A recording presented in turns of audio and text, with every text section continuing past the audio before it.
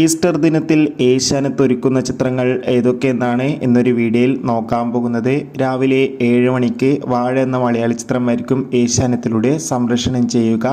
രാവിലെ 9:30 ഫഹദ് നായകനെത്തിയ ആവേശം എന്ന ചിത്രവും, ഉച്ചയ്ക്ക് 1 മണിക്ക് ബേസിൽ ജോസഫ്, അതോടൊപ്പം തന്നെ നസ്രിയ എന്നൊക്കെ പ്രധാന കഥാപാത്രങ്ങളായെത്തിയ സൂക്ഷ്മദർശിനി എന്ന ചിത്രവും, വൈകുന്നേരം 4 മണിക്ക് ഷർഫുദ്ദീൻ, ഐശ്വര്യലക്ഷ്മി, ജഗദീഷ് എന്നൊക്കെ പ്രധാന കഥാപാത്രങ്ങളായെത്തിയ അലോ മമ്മി എന്ന ചിത്രമായിരിക്കും ഏഷ്യാനെറ്റിലൂടെ സംപ്രേഷണം ചെയ്യുക. രാത്രി 8 മണിക്ക് മോഹൻലാൽ നായകനെത്തി മോഹൻലാൽ തന്നെ സംവിധാനം ചെയ്ത ചിത്രമായിരുന്നു ബാറോസ്.